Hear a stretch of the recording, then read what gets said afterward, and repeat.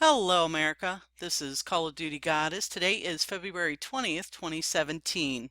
Obama-linked activists have a training manual for protesting Trump. Who'd have thunk it? Organizing for Action, a group founded by President Barack Obama and featured predominantly on his new post-presidency website, is distributing a training manual to anti-Trump activists that advises them to bully GOP lawmakers into backing off support for repealing Obamacare, curbing immigration from high-risk Islamic nations, and building a border wall. Now, let's first take a look and double check and make sure exactly who Organizing for Action is. And we're at Barack Obama's YouTube channel. Let's watch this. Last year, we did something truly extraordinary. We registered millions of people to vote, we recruited folks across this country to serve as volunteers, and we got millions of Americans out to the polls in this past election. So we should all be proud of what we accomplished. But let's be clear, all that hard work was about more than just one election.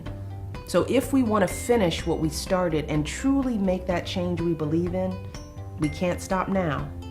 And that's why today, I'm proud that our friends and supporters are launching Organizing for Action, the next phase of our movement for change.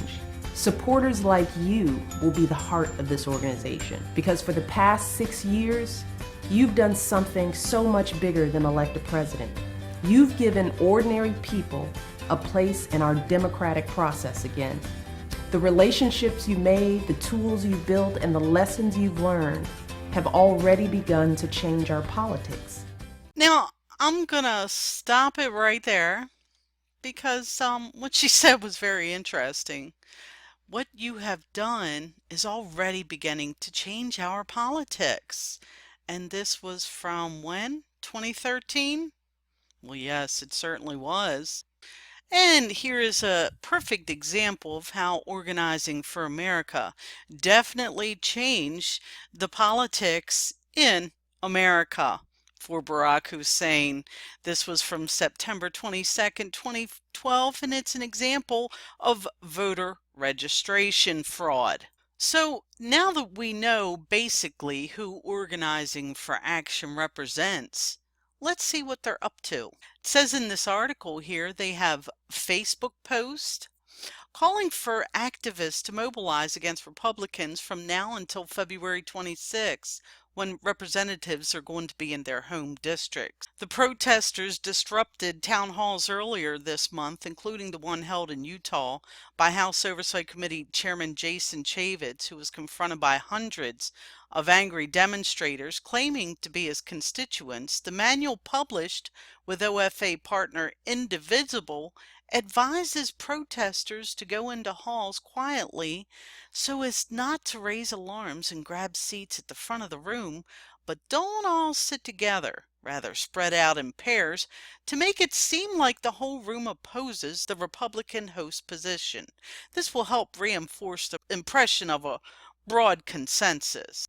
Now, let's double check with this Indivisible page because it is connected with Organizing for Action, which is connected to Obama, which I don't think that I've ever seen anything like this, that a president that just stepped down from being president would do something like this to the new president in office. I've never seen anything like it. If you have, please leave a comment below. I'd love to see it.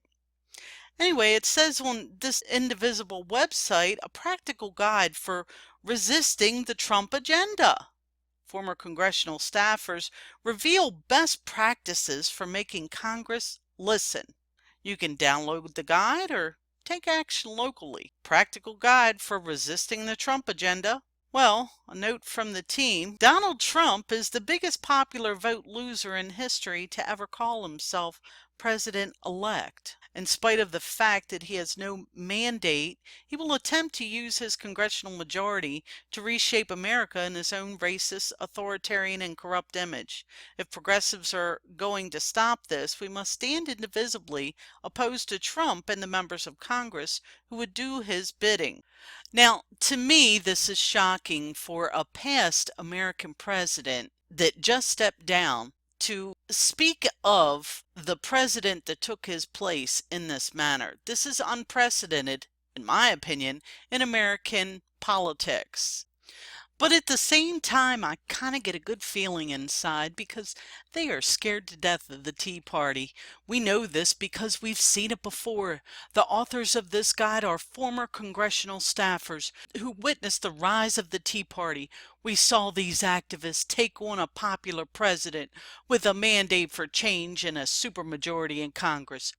We saw them organize locally and convince their own members of Congress to reject President Obama's agenda. Their ideas were wrong, cruel, and tinged with racism. And they won. I love it personally.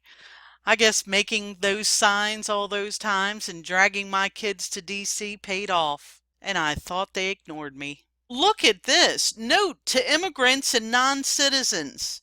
Remember all the immigrants Barack Hussein is letting in? The U.S. Constitution ensures equal representation for all individuals living in the United States regardless of income, race, ethnicity, gender, sexual orientation, age, or immigration status. Non-citizens, though they may lack the right to vote in federal elections, have the right to have their voices heard by their representatives in Congress. And folks, this guide is just chock full of stuff here, and I suggest you get this, print it out, save it to your computer, read it over, because you may need this pretty soon because you've seen the crowds and how quickly they are activated. Let's face it, wouldn't it be great to use Obama's own tactics against him by using this guide? Because Obama has plenty of cash to bankroll these protests, and we don't. Here's an example. President Obama's political team is fanning out across the country in pursuit of an ambitious goal, raising $50 million to convert his re-election campaign into a powerhouse national advocacy network, a sum that would rank the new group as one of Washington's biggest lobbying operations. But the rebooted campaign known as Organizing for Action has plunged the president and his aides into a campaign finance limbo with few clear rules, ample potential for influence peddling, and no real precedent in national politics. In private meetings and on phone calls, Mr. Obama's aides have made clear that the new organization will rely heavily on a small number of deep-pocketed donors, not unlike the super PACs whose influence on political campaigns Mr. Obama once deplored. At least half of the group's budget will come from a select group of donors who will each contribute or raise $500,000 or more, according to donors and strategists involved in the effort.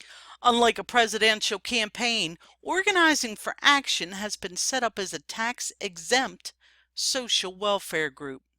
That means it's not bound by federal contribution limits, laws that bar the White House official from soliciting contributions, or the stringent reporting requirements for campaigns. In their place, the new group will self-regulate. Officials said it would voluntarily disclose the names of large donors every few months and would not ask administration personnel to solicit money, though Obama aides will probably appear at some events. The money will pay for salaries, rent, and advertising and will be used to maintain the expensive voter database and technological infrastructure that knits together the Obama's 2 million volunteers, 17 million email subscribers, and 22 million Twitter followers. The goal is to harness those resources in support of Mr. Obama's second term policy priorities, including efforts to curb gun violence and climate change, and overhaul immigration procedures.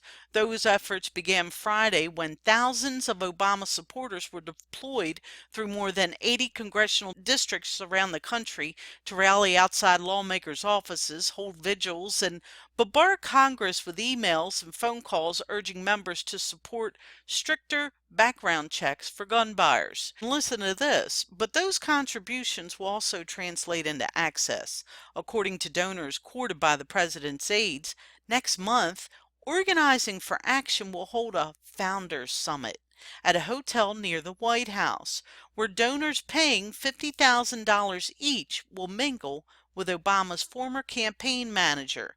Organizing for Action said it would accept unlimited personal and corporate contributions, but no money from political action committees, lobbyists, or foreign citizens. Officials said they would focus for now on grassroots organizing, amplified by internet advertising.